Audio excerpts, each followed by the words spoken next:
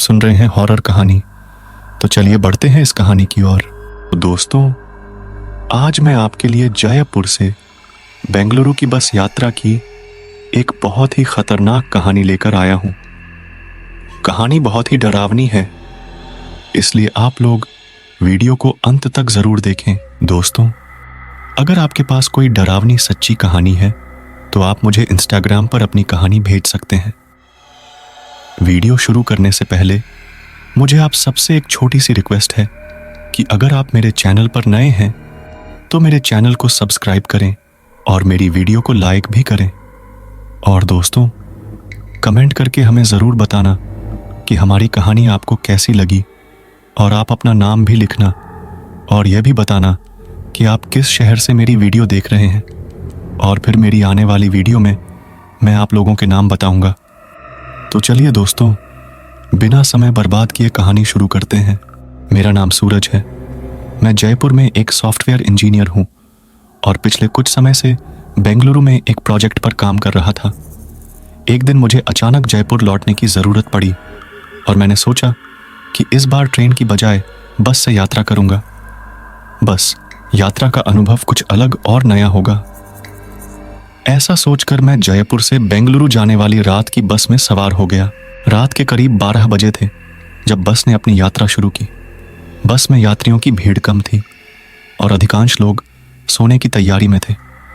मैंने अपनी सीट पर आराम से बैठकर हेडफोन लगाए और संगीत सुनने लगा। थोड़ी देर बाद बस शहर की चमचमाती रोशनी को पीछे छोड़ते हुए सुनसान सड़कों पर दौड़ने लगी। रात गहराती जा रही थी और धीरे धीरे सभी यात्री नींद में खोने लगे। मैंने अपनी सीट की खिड़की से बाहर झांका तो देखा कि बस एक सुनसान और घने जंगल से गुजर रही थी। अचानक बस में एक अजीब सी सर्द हवा चलने लगी। मुझे कुछ अजीब महसूस हुआ, मानो कोई हमें देख रहा हो। कुछ समय बाद मुझे अपने पीछे की सीट से किसी के फुसफुसाने की आवाज सुनाई दी। मैंने पीछे मुड़कर देखा, पर वहां कोई नहीं था। मैंने इसे अपना भ्रम समझकर नजरअंदाज कर दिया और सोने की कोशिश करने लगा, लेकिन वह फुसफुसाहट की आवाजें तेज और स्पष्ट होती जा रही थीं। मेरी नींद पूरी तरह उड़ चुकी थी और मैं बहुत डर गया था। थोड़ी देर बाद बस एक सुनसान ढाबे पर रुकी। ड्राइवर और कंडक्टर ने यात्रियों को बताया कि यहां कुछ देर रुकेंगे ताकि सभी फ्रेश हो सकें और कुछ खा पी सकें। मैं भी बस से उतरकर ढाबे की ओर बढ़ा। ढाबे का माहौल भी अजीब सा था। वहां कुछ लोग बैठे थे, पर उनकी आंखों में एक अजीब सी चमक थी जो मुझे असहज कर रही थी। मैंने जल्दी जल्दी खाना खाया और वापस बस में आकर बैठ गया। बस ने फिर से अपनी यात्रा शुरू की। कुछ देर बाद मुझे अपनी सीट के नीचे से कुछ खिसकने की आवाज आई। मैंने झुककर देखा तो वहां एक पुराना और जर्जर सा बैग पड़ा था। बैग के अंदर से एक फोटो निकली जिसमें एक परिवार था, माँ, पिता और 2 बच्चे। लेकिन फोटो के पीछे खून से सनी एक चिट्ठी थी जिसमें लिखा था, हम वापस आ रहे हैं। मेरे शरीर में सिहरन दौड़ गई। मैंने तुरंत बैग को उठाकर कंडक्टर को दिखाया और उसने कहा कि उसे इस बैग के बारे में कोई जानकारी नहीं है और यह किसी यात्री का हो सकता है। मैंने बैग को वहीं छोड़ दिया और अपनी सीट पर वापस आ गया। जैसे जैसे रात और गहरी होती जा रही थी, मुझे और भी अजीबोगरीब अनुभव होने लगे। मुझे ऐसा महसूस हो रहा था मानो बस के अंदर कुछ अनदेखी शक्तियां मौजूद हों। एक बार मैंने खिड़की से बाहर झांका तो देखा कि एक आदमी बस के साथ साथ दौड़ रहा है। उसकी आंखें चमक रही थीं और चेहरा विकृत था। मैंने तुरंत खिड़की बंद कर दी और चुपचाप बैठा रहा। रात के करीब 3 बजे बस अचानक झटके से रुक गई। ड्राइवर ने बताया कि इंजन में कुछ समस्या हो गई है और हमें कुछ देर यहीं रुकना पड़ेगा। सभी यात्री नीचे उतर आए और बाहर खड़े हो गए। मैं भी बस से बाहर आ गया और देखा कि हम एक सुनसान गांव के पास थे। उस गांव के सभी घर खंडहर जैसे थे और चारों तरफ सन्नाटा पसरा हुआ था। तभी मुझे फिर से वही फुसफुसाहट की आवाजें सुनाई दी। मैंने चारों ओर देखा, पर वहां कोई नहीं था। अचानक मुझे गांव के खंडहर घर से रोशनी की एक किरण दिखाई दी। मैं उत्सुकतावश उस ओर बढ़ा और देखा कि वहां एक बूढ़ी औरत खड़ी थी जिसकी आंखें चमक रही थीं और चेहरे पर अजीब सी मुस्कान थी। मैंने तुरंत वापस बस की ओर भागा और ड्राइवर से कहा कि हम जल्द से जल्द यहां से निकलें। ड्राइवर ने इंजन को फिर से स्टार्ट करने की कोशिश की और सौभाग्य से इस बार बस चल पड़ी। रात के बाकी समय मैंने अपनी आंखें बंद करके भगवान का नाम लिया और प्रार्थना करता रहा कि हम सुरक्षित बेंगलुरु पहुंच जाएं। सुबह के करीब 6 बजे बस बेंगलुरु पहुंच गई और मैंने चैन की सांस ली। यह सफर मेरे जीवन का सबसे डरावना और रहस्यमयी सफर था। आज भी जब मैं उस यात्रा को याद करता हूं तो रोंगटे खड़े हो जाते हैं और दिल की धड़कन तेज हो जाती है। क्या वह सब मेरा भ्रम था या वास्तव में उस बस में कुछ था? यह सवाल आज भी मेरे मन में उलझा हुआ है। बेंगलुरु पहुंचने के बाद भी उस सफर की खौफनाक यादें मुझे परेशान करती रहीं। मैंने इस बारे में अपने दोस्तों को बताया, पर वे इसे मजाक में उड़ा देते थे।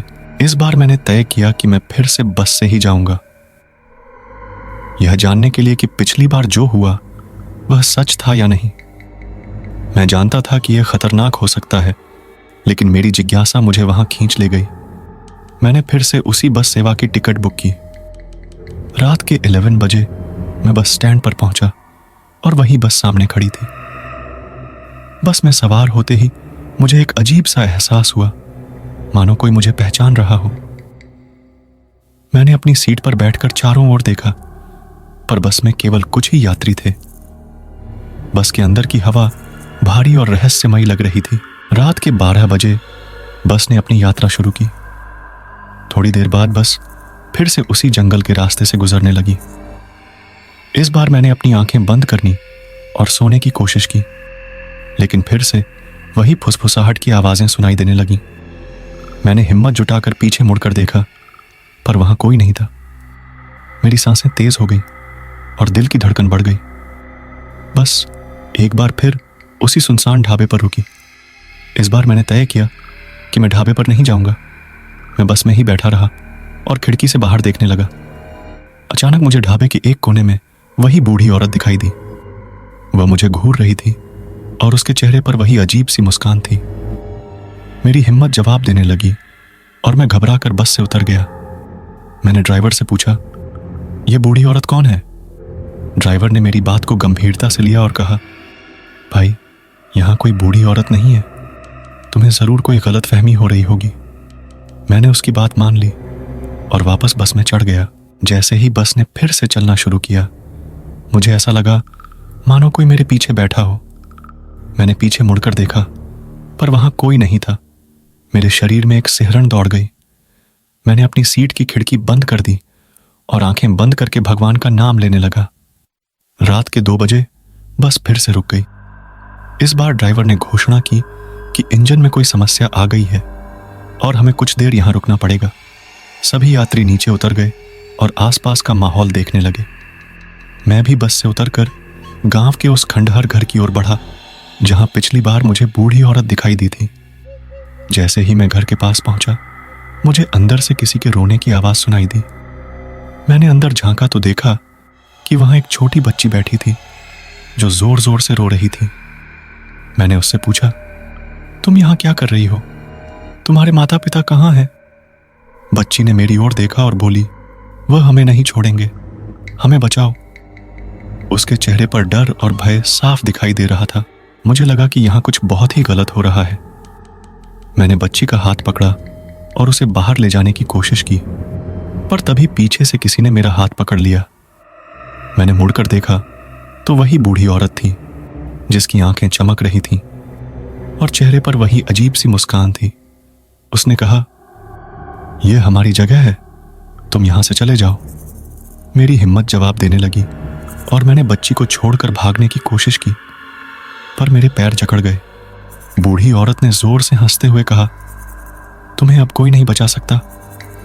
अचानक मुझे लगा कि मेरा शरीर हल्का हो गया और मैं बेहोश हो गया। जब मुझे होश आया तो मैं बस में अपनी सीट पर बैठा था। सभी यात्री बस में थे और बस चल रही थी। मुझे कुछ भी याद नहीं आ रहा था कि पिछले कुछ घंटों में क्या हुआ। मैंने अपने पास बैठे यात्री से पूछा, क्या हुआ था?